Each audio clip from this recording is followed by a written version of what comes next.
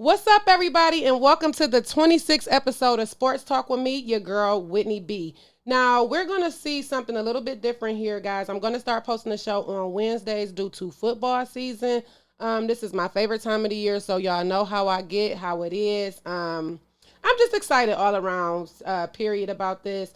I'm going to talk a lot of football. I told you guys that last week that I will talk about other things that comes up in sports. But because this is my favorite time of the year, a lot of stuff will be centered around football. I got some updates on the Lions, Michigan State for sure, and a little bit in between, guys. So without further ado, let's get this show started.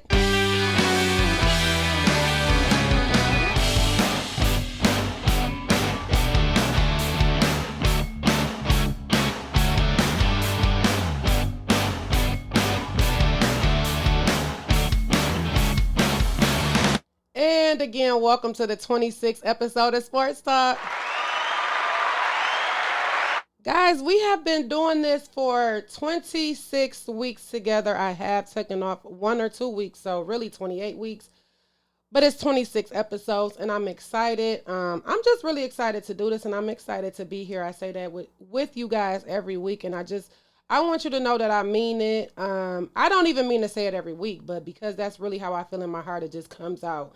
Welcome to our new viewers, people that are just tuning in, just getting to know the show. Go ahead and binge watch, leave me your comments, and let me know what you guys think. So before I jump into the meat and potatoes of the show, I just got a few quick updates, guys. So I know I talk a lot about Simone Biles. I love her. We all love her. She is the USA's top athlete, really. She's the face of the Olympics most of the time, and we're just really, really excited, and we love her.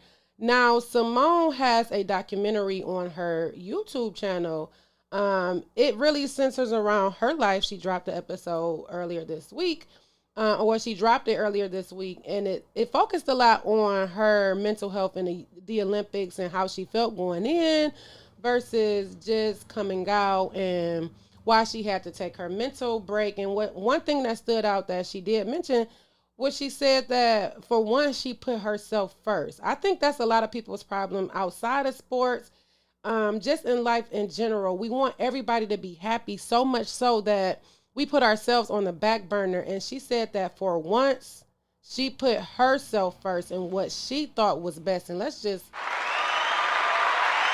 her a round of applause for that, because to be so young and just to have so much, the weight of the world basically is on your shoulders. Being her, she went in as the face, and then she got so much backlash for wanting to sit out. Like Naomi Osaka, a lot of them got backlash, and what's crazy is people like you and I, non-athletes, we never been in a big picture like that. Maybe we played little league and little stuff like that in high school or whatever, but we're not on the stage like they're on, and then we tell them how they should feel. Oh, you shouldn't have mental health issues because you rich. What do having money have to do with anything? That puts you in a bigger tax bracket. People want to ask you for money. If anything, having more money would stress you out. For real. But anywho, one thing, from this past month, well, not technically this month, but even last month, everything centering around Simone. If we think about it, she's really the last athlete standing in the Olympics that has to deal with the stuff with Larry Nassar. And we so quick to scrutinize or comment about her mental health when we're not thinking about what she really went through or trying to offer advice about the things that she's gone to get to where she's at. So I commend Simone. I do. I really, really appreciate her for just opening up, because too much I feel like people are giving excuses and wanting to explain why they do the things that they do because of social media so much and everybody have an opinion, and you shouldn't even have to do that. You shouldn't. So I thank Simone for opening up. That had to be deep. Moving on real quick to the NBA, y'all. NBA season is going to start soon. I really don't like to talk about NBA season starting because it really means that football season is scurrying along. So, but the NBA season is starting. You had some teams that had media days, announcements, and everything like that. It was cool. One thing I wasn't gonna mention, it just came to my head. Cade Cunningham, y'all, I love me some Cade Cunningham. He did an interview. He was impressed, and he said that he loves playing for the Pistons because we love him.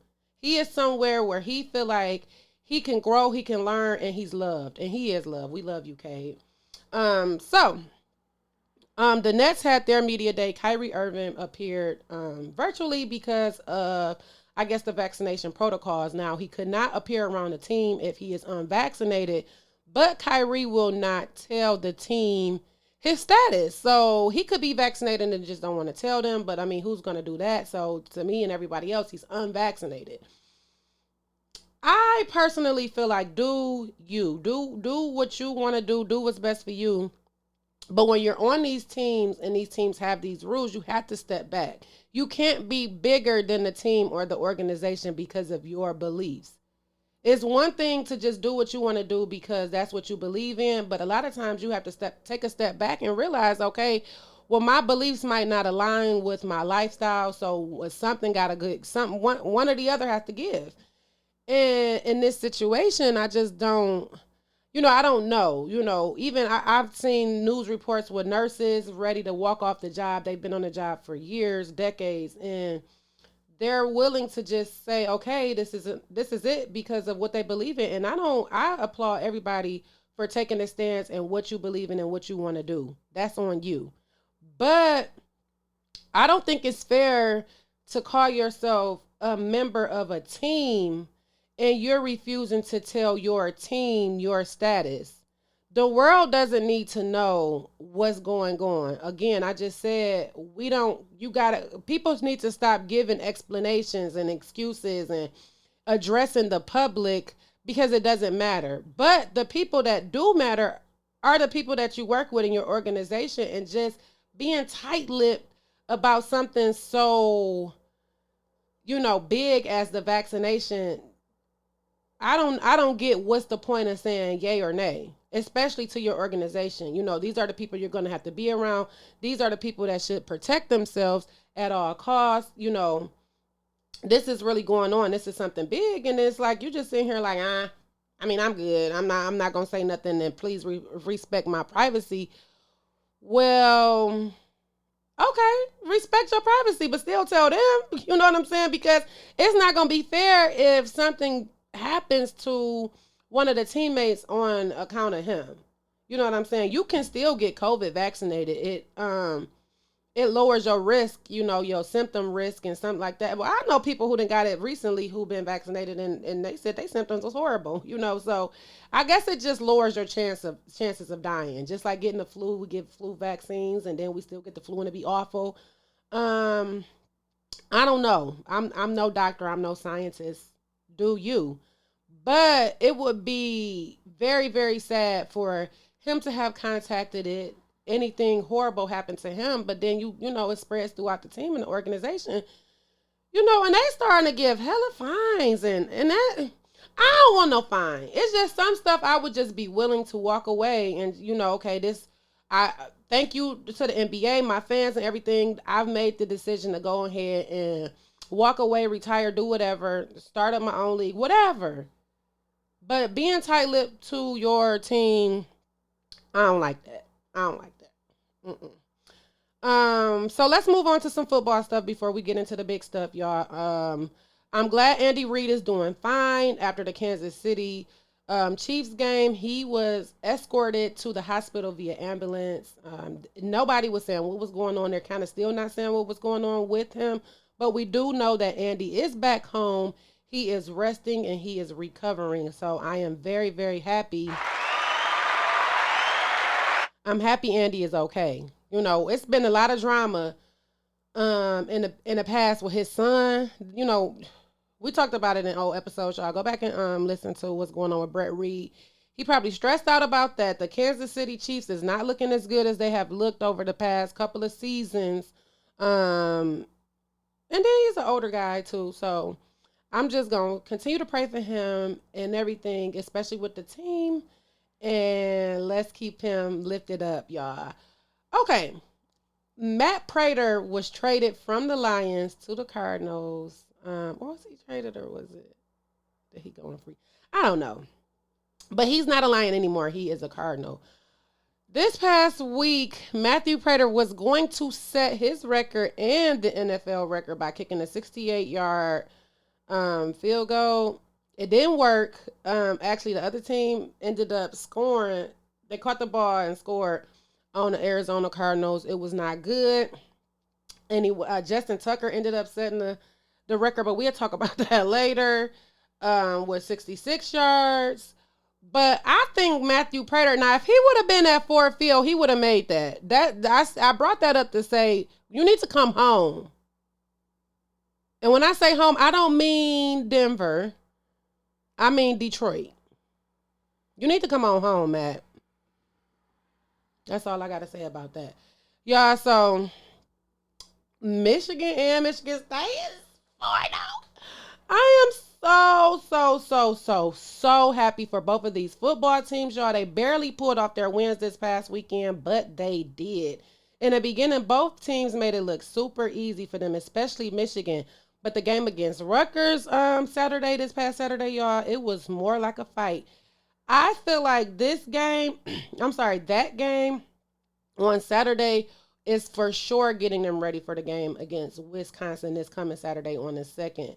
I feel the most exciting part about both wins this past weekend for me is that both teams have gone up in the football rankings. I told you guys before, they started off unranked. Last week, Michigan was 19, State was 20. This week, Michigan is 14, State is 17, baby. They are climbing up the football rankings, and I am so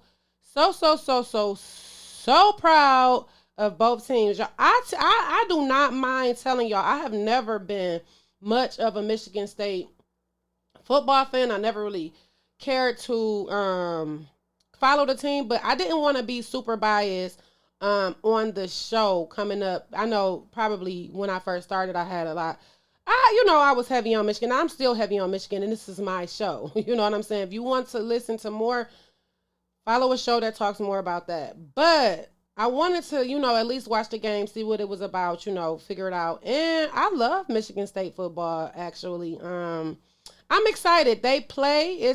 We're about 4 weeks away from the Michigan and Michigan State game. It's on October 30th. Both of these teams are very run heavy, okay? Blake Corum, Hassan Haskins, Simmons, and Walker, all 4 of them are beasts. It's going to be interesting to see how they match up against each other. You got Cade McNamara, he's a great quarterback.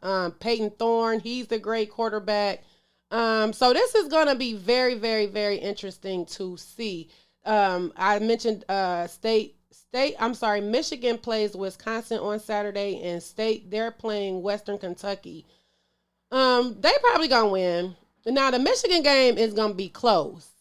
I think Michigan can pull it off against Wisconsin because Wisconsin is not looking like the team that they have always been. We all know you good, then you might fall off. They looking like they falling off. The run game wasn't so hot last week. The passing game, it was looking like they was getting Wisconsin, to be honest. So I do think that Michigan can pull it off. Watch the correct film, make the correct adjustments going into the game if it's not working, and I feel like they could do it. When it comes to State and Western Kentucky, I think they got this one in the bag. State could easily be 5-0 after next week. Now, I still don't want to give my prediction. I feel so bad if I say I think State going to beat Michigan on the 30th. So I'm going to I don't know. I'm going to tell y'all when it get closer to the game because I just don't even know how to feel. I feel like I'm being a bit of a traitor, but I don't know. We're going to come back to that. My predictions about this week is that they're going to come out both 5-0. Now, coming in the future, I got a couple weeks. I told you I got about 4 weeks to see. I'm going to see. Once it start getting harder for them, then I'm going to be able to make my honest predictions and my opinions. If I had to say something today, of course, I would say Michigan. That's just me, bleeding blue and gold, maize and blue. But I'm going to be honest, and I'm going to give you a real prediction coming up on the show the week before the game. I promise I'm gonna do it. I'm gonna do it. I'm gonna do it. Now, these are two of my faves. Y'all know I give Matthew Stafford hell, but you can watch the show from the beginning. Matthew Stafford, I've always liked him. You know, he's always been one of my faves. Tom Brady for sure is my favorite. I think Matthew Stafford was really my favorite quarterback just because of the Lions, being as though this was the home team. But for 12 seasons, this is my favorite quarterback. I'm not really on the whole Jared Goff is my favorite quarterback thing because he's the Lions quarterback, but that's neither here nor there. So Tom Brady did take his first L of the season to Matthew Stafford. If the Rams weren't before, they are definitely now in the talks to being a Super Bowl contender this season, especially with the L's that Kansas City has been taking. Sean McVay looks super happy to have Stafford on the sideline, and Stafford looks happy as well. So I believe that this will be a rematch for sure. The NFC title game will probably be against the Bucs and the Rams. And that's going to really show us who going to the Super Bowl between the two teams. I still want it to be Tom Brady because Tom Brady is just my fave. But Tom Brady had his Cinderella story going over to the Bucs. They had the Super Bowl in Florida, in Tampa Bay. He won at home. Y'all know the Super Bowl is at SoFi Stadium this season, so it'll be like Matthew Stafford's Cinderella story. He traded from the Lions, finally get on to a Super Bowl contending team, go through the whole season kicking ass, make it to the game, and win at home. That would be a hell of a story for Matthew Stafford over Tom Brady because Tom Brady been a winner. It wasn't like Tom Brady was going into Tampa Bay and then people was like, it's just Tom Brady. No, he still was carrying Super Bowl rings. You know what I'm saying? So Matthew Stafford, being as though he's never won a playoff game, like this is really like the first big game Matthew Stafford really won, you know? And this is what is showing people, you know, our guy Gronk went down. I felt like Tom Brady at the end, he kept wanting to target Gronkowski for whatever reason. Like that's his boy. I don't know. It just seemed weird with that whole, you know, everybody else on the team, you already know something might be going on. Bruised ribs, something. He wanted to get back out there. He wanted to do whatever. Like, they gonna double team him anyway. I don't see why Brady kept going to Gronk. But Matthew Stafford, in the beginning, it seemed a little shaky. He went over there onto that sidelines, whatever they talked about. He got back out there. Cooper, they all did their thing. Sony, he was running. He was okay. I said, look at the Rams. Look at them. I can't wait to go and visit the Rams when the Detroit Lions play them on October 24th. I will be in there with my Matthew Stafford Lions jersey on, hoping not to cause any issues in the stands. But I'm excited. I'm excited and I'm happy for Matthew finally, you know, being in position to do what he got to do. Period. I don't want to move on kind of to the Lions, but I have to move on because we got to discuss this, y'all. I do feel like the Lions listened to somebody on the team, somebody somewhere listened to last week's show, and they had it together. The first half was horrible. They went in that locker room and made the adjustments. Y'all see how close the score is. Last couple of minutes of the game, it was 16-17. But the Lions took a hard L to the Ravens this past week. Not only did they lose, but they did it in typical Detroit Lions fashions and set the Ravens up to set a new NFL record.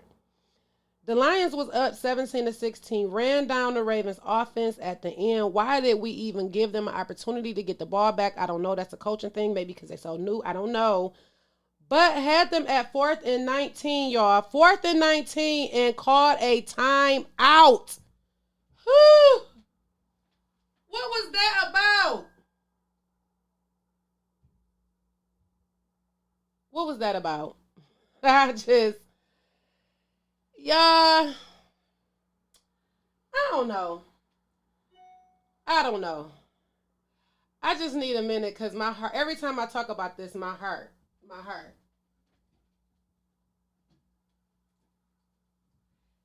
they allowed Justin Tucker to kick this field goal. Ooh, I'm so glad it's on the graphic. Y'all can't see me crying. Y'all don't want to see me crying.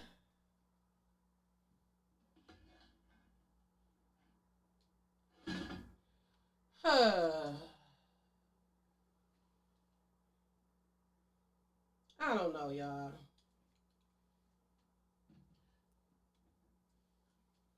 Ooh. See, I tried to avoid this moment. I did.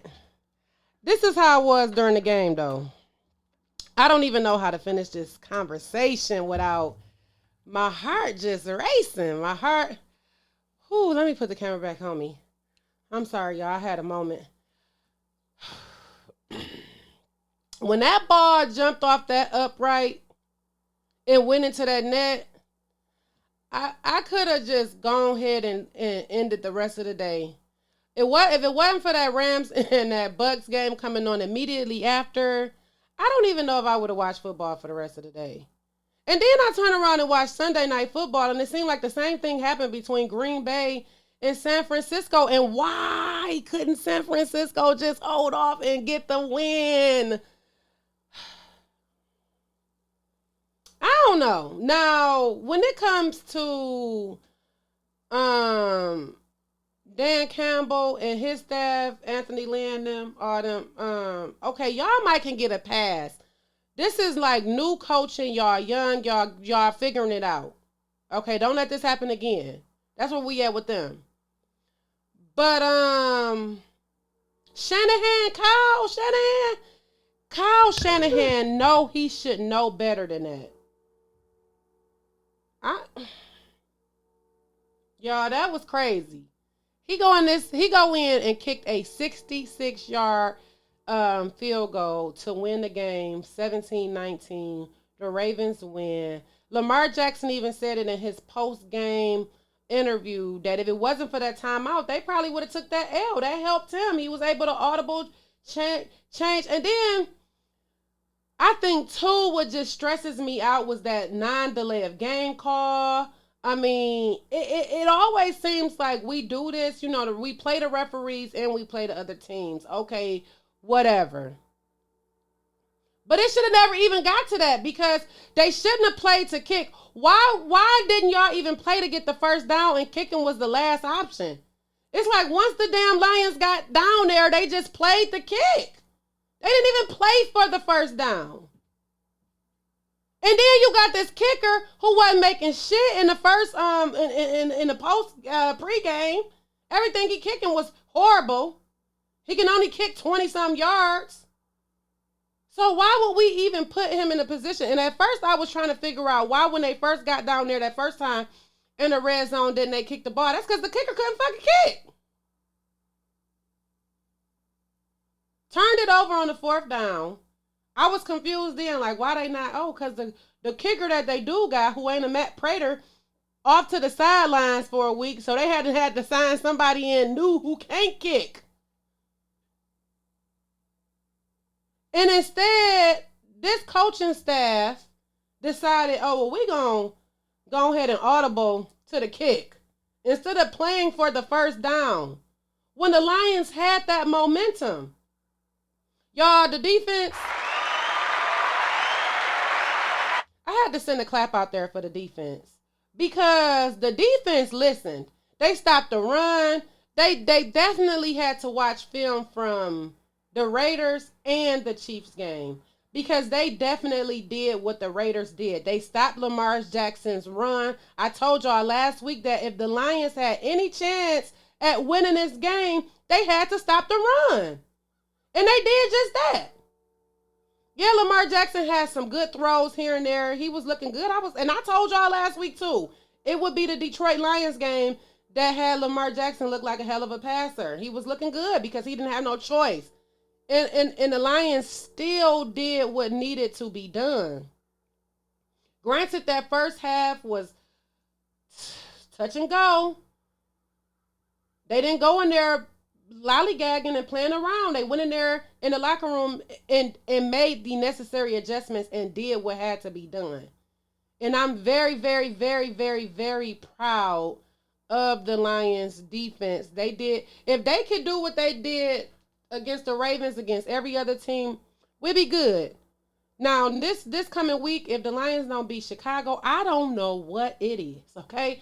Because Andy Dalton is out. Justin Fields is a rookie. You know, he's in well before he needs to be in. A defense play like they've been playing. If they play like they played against the Ravens, Justin Fields will be sacked. He'll be out of it. We can get it done. You know, the only thing I feel like the one bad part about this whole game is that we're playing in Soldier Field. You know, them fans could get real loud, and that might just be a little rattling for the team, but it shouldn't cost us the game. Period. If the Lions lose this game, the score was 3-0. It's gonna be so low scoring on Chicago's end. I don't even know what would that be about. So the Lions better beat the Bears, and that's just all I got to say about that. Y'all, you know, football gets me in a space I don't even like being in, but I be there. I get there. Especially when it comes to the Lions and stuff like this, y'all. Like my heart. I just could not take. Sunday, I was so devastated. Like, it took me back to remember that Michigan and Michigan State game when State came back and won on Michigan, and they had the cameras in the crowd and everybody had that face. That's how I felt. That's how I still feel, to be honest. That's how I still feel. But y'all, look, I got this hoodie on. I'm thinking about adding it to the site. Tell me what y'all think. Sports Talk with Whitney B, black and pink or black and white. I am always still selling shirts, the black and white and the pink and yellow shirts. So please head over to the website, mywhitneyb.com/shop and purchase yours today. As always, you could follow everything under the umbrella on rockyroadmedia.com. This week we have a great episode of Shade and Shenanigans with me and Rocky. We'll be featuring the mayor of Southfield about the things that's going around, the rumors going around town and all of the protests. And immediately following, that'll be at 4 p.m. and at 5 p.m. we have Vitamin D. Vitamin D is great, guys.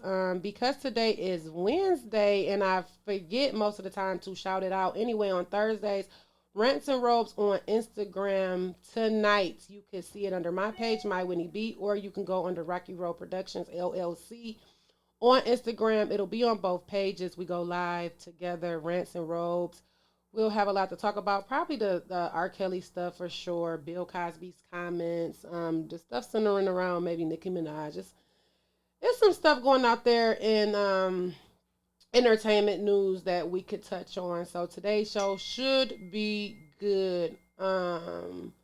Now, also, I was trying to think. Also, I want to shout out the Southfield Falcons. GP from Vitamin D, he is one of the coaches. They are phenomenal guys. They have always been a great, I believe it's 6 and under team or 8 and under. Don't quote me.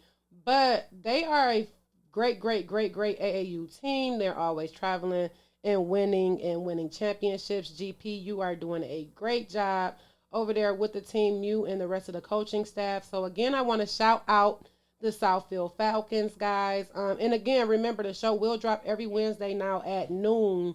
Every Wednesday at noon, you can catch Sports Talk with Whitney B on all the platforms.